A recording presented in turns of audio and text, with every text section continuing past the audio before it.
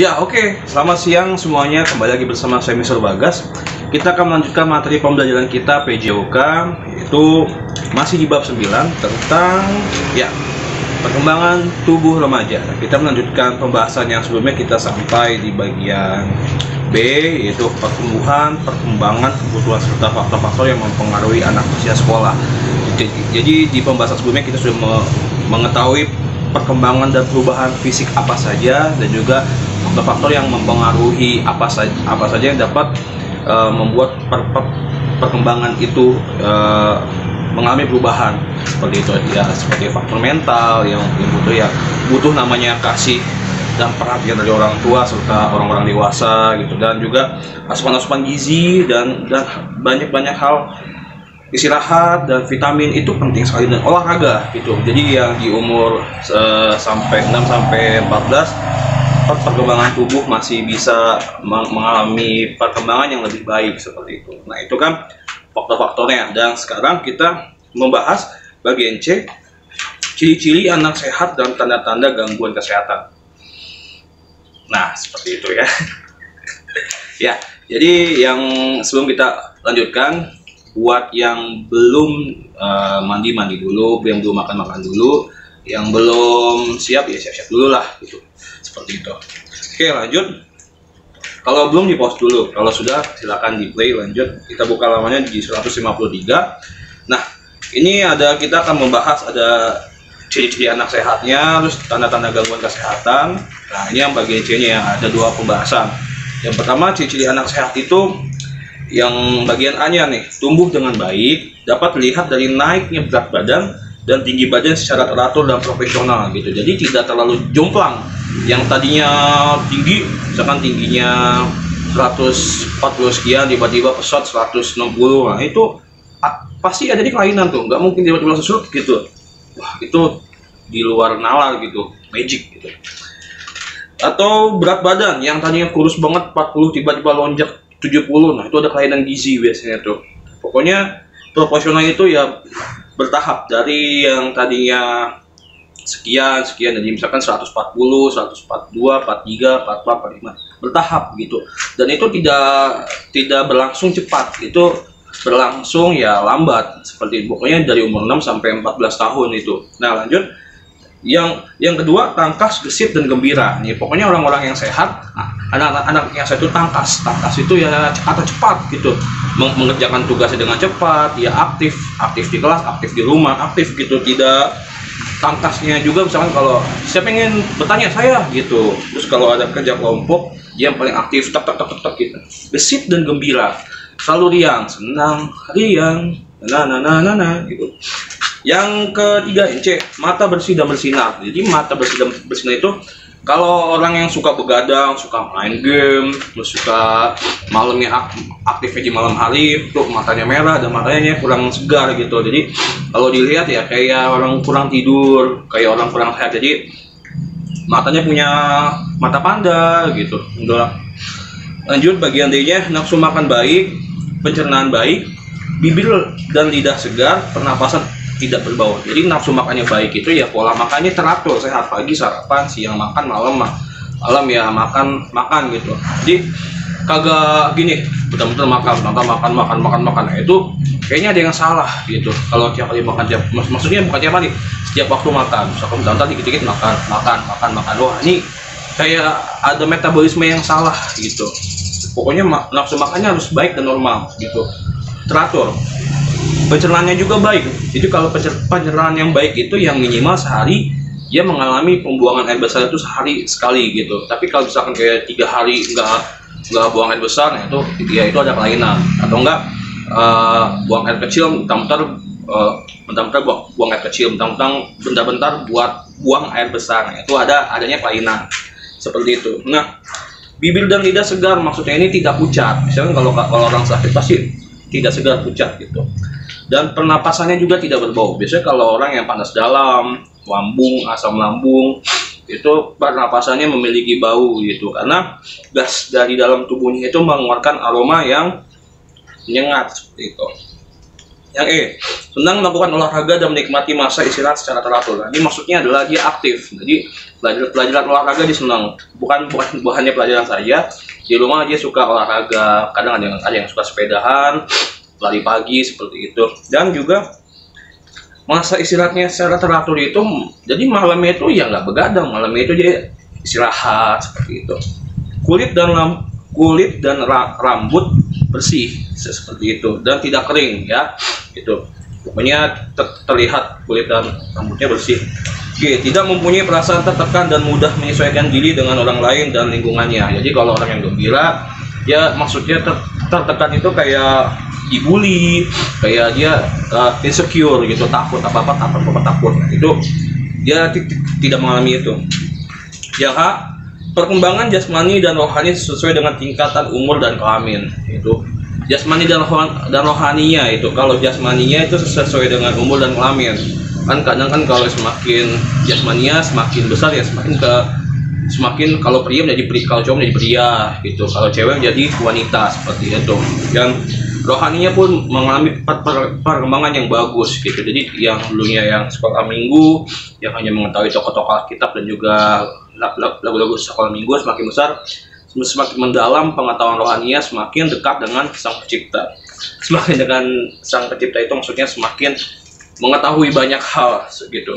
Nah, selanjutnya yang kedua, ini ada tanda-tanda gangguan kesehatannya nih, yang terlihat baik secara umum, fisik maupun tingkah lakunya. Nah, ini yang bagian A, itu gangguan kesehatan. Biasanya kalau yang pertama, yang A itu kesan umum jelek.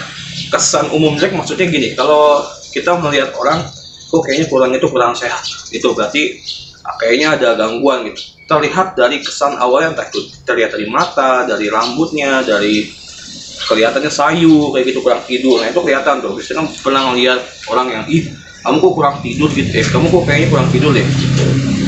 Terus yang kedua, sikap tubuh yang buruk. Nah, sikap tubuh yang buruk maksudnya gini, kadang ada yang terlalu bungkuk, ada yang terlalu gini. Nah, itu buruk. 3, lekas lelah. Jadi kita ngeliatnya aja kayak ngos-ngosan. Ya, misalkan lagi main, terus kamu lagi olahraga dikit-dikit kok ngos-ngosan. Gitu. Terus yang keempat, sangat gemuk, harus sangat kurus. Nah, ini kalau yang orang sangat gemuk, gendut gitu, atau kayaknya ada kelainan. Dan sangat kurus banget lah, itu juga. Kurang bersemangat dan mudah lelah, yaitu sama seperti yang poin 3 gitu.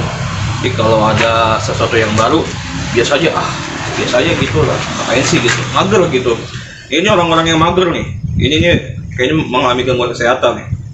Yang keenam, kebiasaan makan yang kurang baik, itu tadi ya kayak pola makannya, jadi makannya banyak, terus makannya banyak setiap waktu, itu kayak yang salah.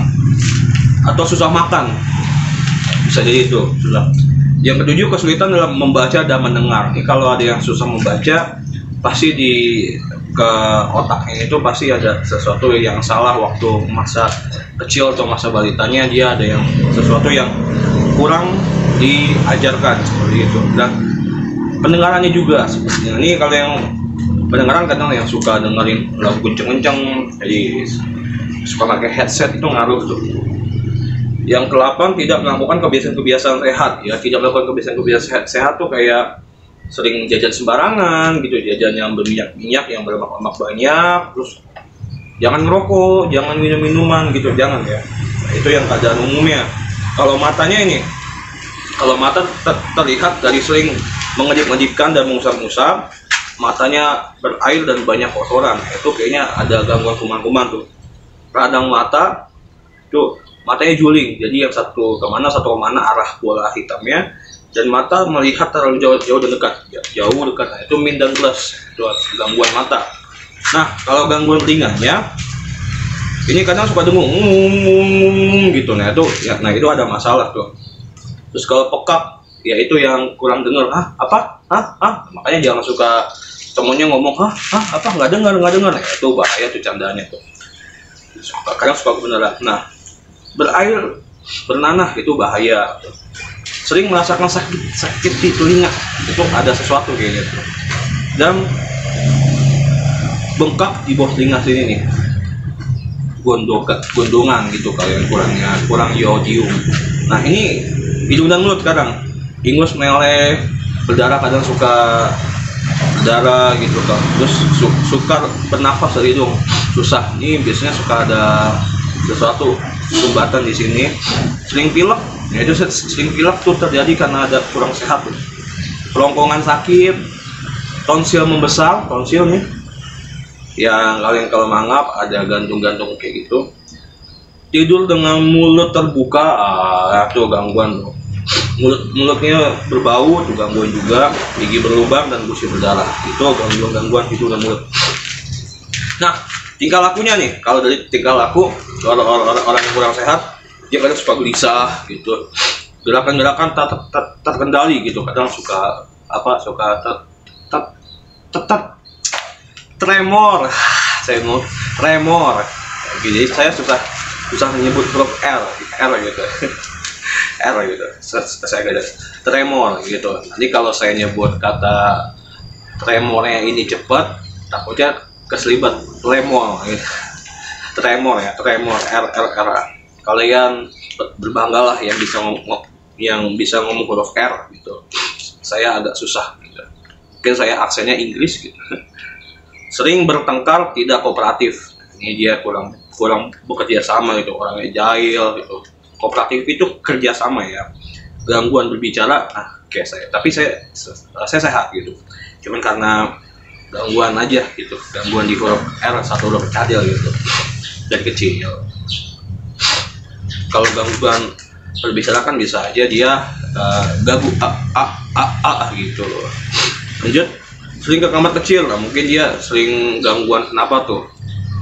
Mencuri, kleptomania tuh. Kadang-kadang barang hilang aja, pinjam pulpen hilang gitu, pinjam tipek. Ini kita baru punya pulpen baru nih, hilang aja.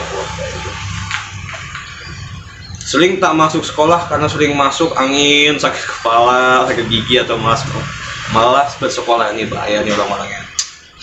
Nah, ini sekarang lanjut tanda-tanda kurang gizi. Timbangan berat badan terus menurun atau dalam jangka waktu tertentu tidak kunjung naik. Menurun. Nah, ini pasti ada gangguan kesehatan. Mata cekung, lingkaran biru di sekitar mata, ini mata pada. Raut muka maksudnya tegang atau lemah, tegang, kaku. Otot lembek, lekas, lelah, dan pucat. Ini kan saya kan keras nih otot. Sikap badan yang buruk ya, ini yang sudah dibahas. Dan pemarah, sikap rasa bodoh, apatis. Pemarah itu karena biasanya orang moodnya kurang baik. Nah, ini disebabkan karena kurangnya istirahat dan kurang tidur dengan baik. Waktu tidurnya kurang. Makanya jangan suka begadang. Ya, karena waktunya sudah 13 menit. Oke, lanjut. Nah, kita membahas di bagian D-nya secara singkat. Nah, bagian D, pemanfaatan waktu luang untuk kesehatan. Ini kalian bisa baca. Saya akan jelaskan secara singkat-singkat saja gitu. Pokoknya di waktu, kalau ada waktu luang, entah itu waktu Sabtu, hari Sabtu kan sama Minggu libur, atau tanggal merah libur. Nah, ini kalian, atau enggak waktu dalam sehari yang kalian sudah melakukan aktivitas, kalian bisa melakukan waktu luang itu untuk kesehatan. Nah, contohnya nih, ada gerak badan, mensana corpore sana, ya, pikiran yang sehat terdapat badan yang sehat gitu. Ingat ya, mensana in corpore sana gitu, pikiran yang sehat terdapat dalam badan yang sehat gitu. Nah, ini bisa kita melakukan gerakan badan secara teratur ya. Untuk orang yang bekerja berat dengan pikiran dan sedikit menggerakkan tubuhnya akan mendapatkan gangguan penyakit tertentu gitu. Pokoknya gini, gerakan badan secara teratur ya, pagi dia sampai mesil gini gitu, kaki, kepala, pundak. Ya sehari minimal gerak yang jarang gerak gitu. Kalau ada waktu luang, entah itu malamnya, entah itu pagi ya, bangun pagi-pagi gitu. Nah, manfaatnya, otot-otot tubuh dengan baik dan serasi serta ada kelenturan yang baik, pertumbuhan dan perkembangan bagian-bagian badan yang harmonis, memperbaiki otot-otot usus sehingga peristaltik, gerakan ususnya ini teratur dengan baik, serta menghindari sembelit, susah buang air tuh, memperbaiki sirkulasi darah dan pernapasan dalam dan cepat sehingga paru-paru menjadi sehat dan dapat melakukan fungsi dengan baik. Pembakaran hidrat arang dan lemak dengan baik sehingga nafsu makan baik dan mengeluarkan kotoran sempurna, BAB-nya sampai sehari sekali tuh. ngaruh tuh kalau kalian yang jarang gerak ya apa yang mau dibakar usus ya gitu, maksudnya makanannya di usus. Sebagai variasi serta rekreasi yang akibat secara tidak langsung tercermin dalam air muka yang cerah dan banyak senyum gitu. Jadi ya kalau kalian jarang olahraga, raut mukanya itu muram gitu. Tapi kalau kalian sering olahraga, kelihatan wajah mukanya cerah gitu.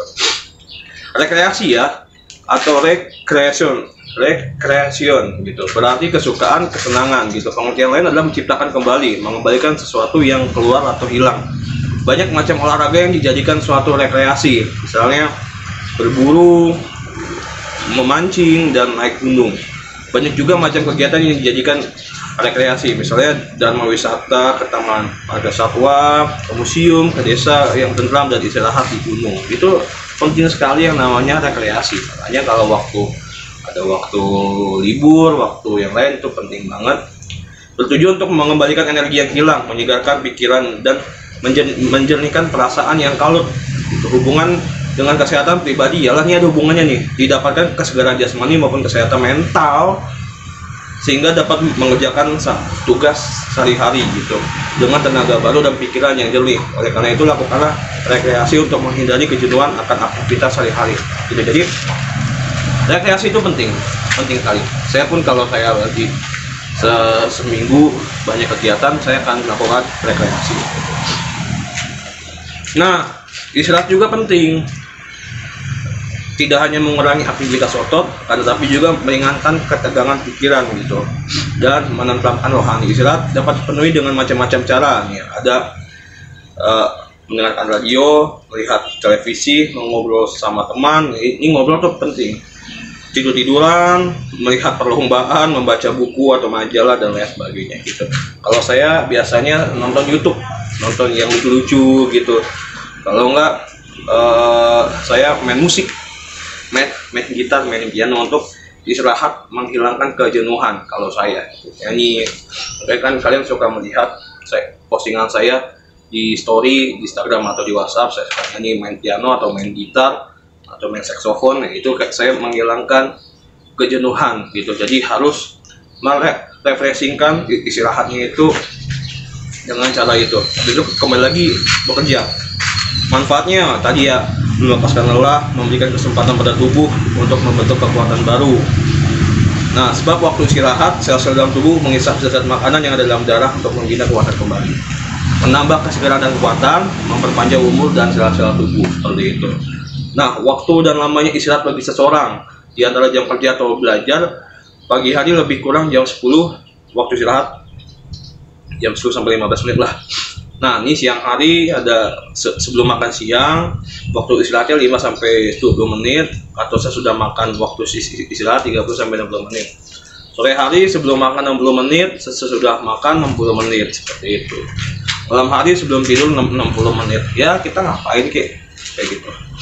Akibat kurang istirahat antara lain kelelahan, sukar tidur, gampang terkena penyakit, makan kurang, langsung makan, sukar buang air besar, sakit otot-otot, dan gangguan kerja kelenjar terganggu, seperti itu. Udah berapa menit? Udah 18 menit. Nah, terakhir tidur. Nah, tidur ini penting. Tidur sebaiknya pada malam hari, lamanya 6 jam. Tidur adalah cara yang paling baik untuk mendapatkan istirahat gitu. Sebetulnya istirahat yang sempurna tidak akan didapatkan dalam tidur pun. Tubuh kita ya istirahat, pokoknya istirahat yang sempurna tuh ya meninggal. Karena kan udah nggak bekerja semua. Meskipun kita tidur, yang namanya dibilang istirahat itu bukan istirahat total. Tubuh kita di dalam masih bekerja gitu untuk mencerna makanan dan mengisap zat-zat baik, begitu.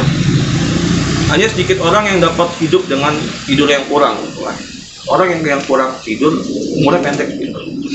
Akibat kurang tidur pada tubuh begitu terasa banyak, kalau banyak penyakit lah gitu. Akan tapi kelamaan akan semakin terasa akibatnya. Gejala umumnya itu kelopak matanya, ada tuh mata panda, pucat mukanya, wajahnya muram, badannya suka lemah, dan kurang bergairah bekerja, malas dan sebagainya. Nah, usaha-usahanya nih supaya kita dapat tidur dengan baik. Tidur dalam satu kamar, ya tidak terlalu sesak oleh barang-barang yang tidak perlu penuh. Ya, jadi kalau tidur di kasur hanya kamu dan kasurmu dan bantalmu jangan ada apa. Jadi kurang susah gerak, kurang nyaman risih. Ya ada mainan, ada gitar, ada buku, ada gitu lah. Jangan, bersih, steril. Yang kedua, keadaan di dalam kamar haruslah rapi dan bersih. Demikian pula alat yang dipakai untuk tidur, kayak gitu. Jadi kasurnya bersih, semuanya rapi, bersih, wangi, itu nyaman. Kalau tidurnya nyaman, kalau kamarnya nyaman ya kita pun tidurnya nyenyak. Perasaan yang tenang gitu. Jadi tidak banyak pikiran. Usahakanlah menghilangkan gangguan pikiran dan tidak gelisah. Ventilasi yang baik, pokoknya ada sirkulasi udara yang bagus. Bukan berarti jendelanya harus dibuka, tapi hanya adanya sirkulasi udara. Kamarnya tidak terlalu panas dan ngap gitu. Pokoknya ya minimal ada kipas lah gitu. Nah ini ada tidak lebih dari 68 derajat Fahrenheit atau 65 antara 65 sampai 68 derajat Fahrenheit. Pokoknya ya ada kipas, kalau nggak AC. Kalau ada AC lebih bagus tuh sejuk. Nah akibat rasa lelahnya dari kurang tidur mempengaruhi pusat syaraf yang terlihat dengan lekas pusing, gampang pusing, tersinggung, ada moodnya kurang bagus, jadi mudah perasaan bingung, gugup dan tidak tenang, pikirnya lambat karena kurang tidur, males gitu, kurang dapat menguasai diri, emosinya nggak stabil, kurang semangat, perhatian tidak dapat pusat pada suatu pekerjaan, kurangnya daya tahan menyebabkan mudah diserang penyakit, pertimbangan kurang sempurna, suka tidur dan pusing. Ya pokoknya pembahasannya diulang-ulang nih kalau bahasa buku. Intinya itu ya, intinya kalau dari kurang tidur ya emosinya tidak stabil, mutang gitu, dan kurang fokus karena otaknya lelah, badannya lelah gitu. Ada lelah jasmani, ada lelah rohani. Oke, sudah berapa nih? 21 menit. Oh iya, sudah 21 menit. Oke, saya kira cukup dan saya kira kalian bisa memahaminya dan menonton dengan baik dan menyimak dengan baik. Cukup sekian dari saya. Terima kasih dan sampai jumpa.